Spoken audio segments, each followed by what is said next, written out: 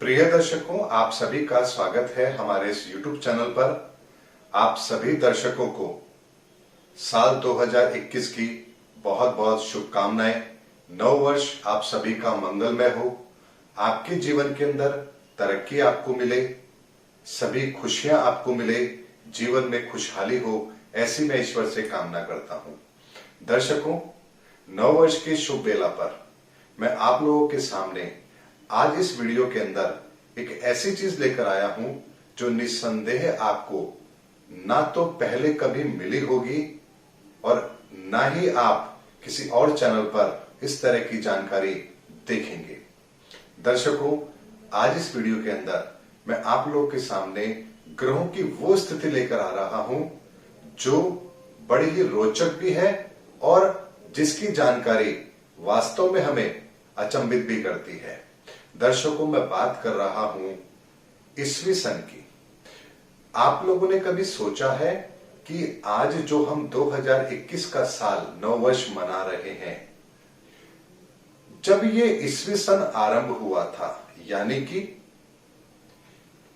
1 जनवरी 0000 रात को ठीक 12 बजे ग्रहों की स्थिति क्या रही होगी। यानी जब ईस्वी सन आरंभ हुआ उस समय पर ग्रहों की स्थिति क्या थी और रात को ठीक 12 बजे जब जैसे ही इस ईस्वी सन की शुरुआत हुई उस समय ग्रहों की स्थिति क्या कहती थी।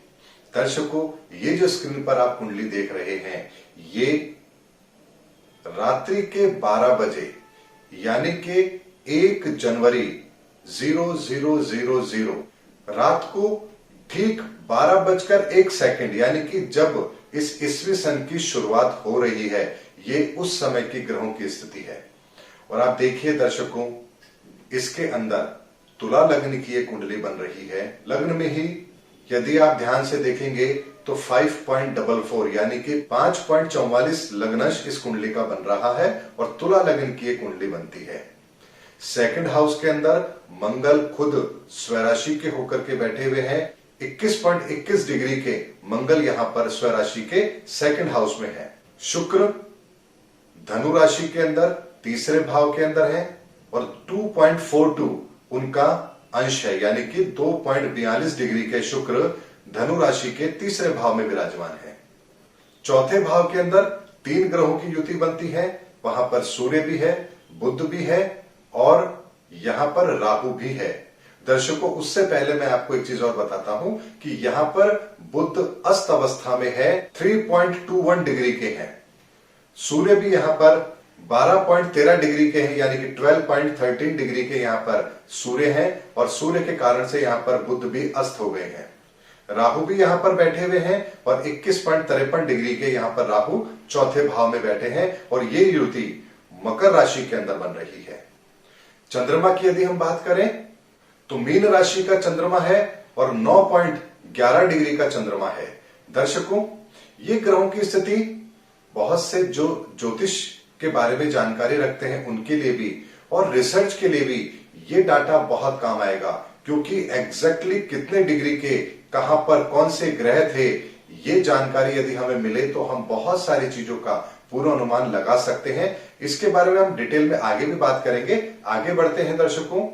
शनि यहां पर नवम भाव में बैठे हैं जो कि मिथुन राशि के हैं और यहां पर 0.9 डिग्री यानी 0.09 डिग्री के शनि यहां पर नवम भाव के अंदर बैठे हैं जो कि मिथुन राशि के हैं।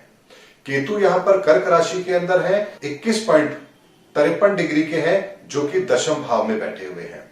दर्शकों, यहां पर शनि वक्री अवस्था में है और बृहस्पति भी वक्री अवस्था में है, यानी कि बृहस्पति जो कन्या राशि का है 12वें भाव में बैठा है, 13.56 जिसका डिग्री है, यानी कि 13.56 डिग्री का जो बृहस्पति वक्री अवस्था के अंदर 12वें भाव में बैठा है।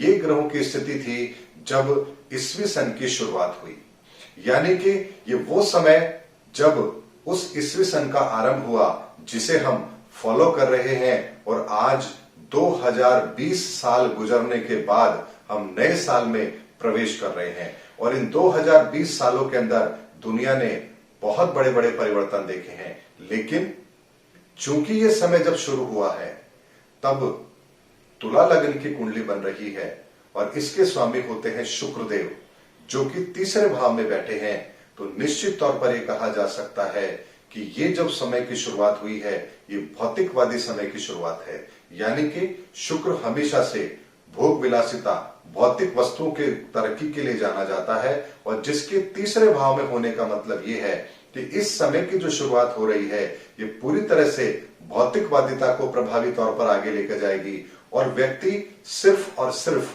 सुखों की कामना के लिए, सुख संपन्नता के लिए आने वाले सदी के अंदर अपने प्रयास आरंभ करेगा और उसे बहुत आगे तक लेकर जाएगा।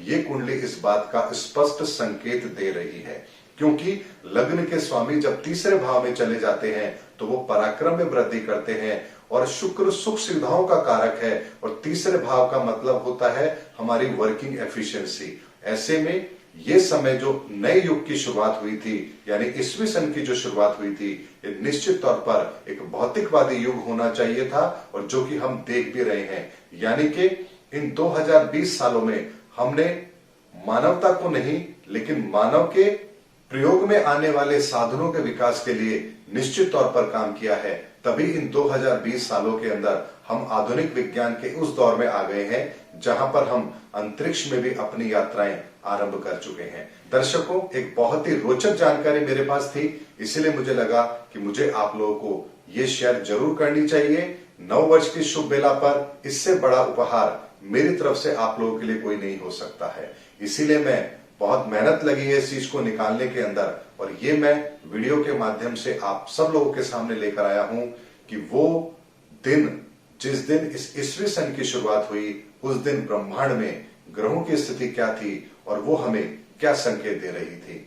दर्शकों, इसका विश्लेषण किया जा सकता है अलग अलग तरीके से, अलग अलग पैरामीटर पर, और 2020 साल गुजर भी चुके हैं इसके। ऐसे में ये हम सभी के लिए एक रिसर्च का विषय भी है, और इस पर सभी को अपने प्रयासों के आधार पर रिसर्च करनी भी चाहिए, और ये बहुत सारे एस्ट्रोलॉजर्स को मदद भी करेगा ये डाटा उनके रिसर्च को आगे बढ़ाने में। उम्मीद करता हूं मेरा वीडियो आपको जरूर पसंद आया होगा।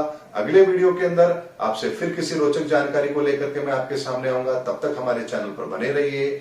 जय हिंद, जय भारत, और एक बार पुनः आप सभी को नव वर्ष की बहुत बहुत शुभकामनाएं। जय हिंद।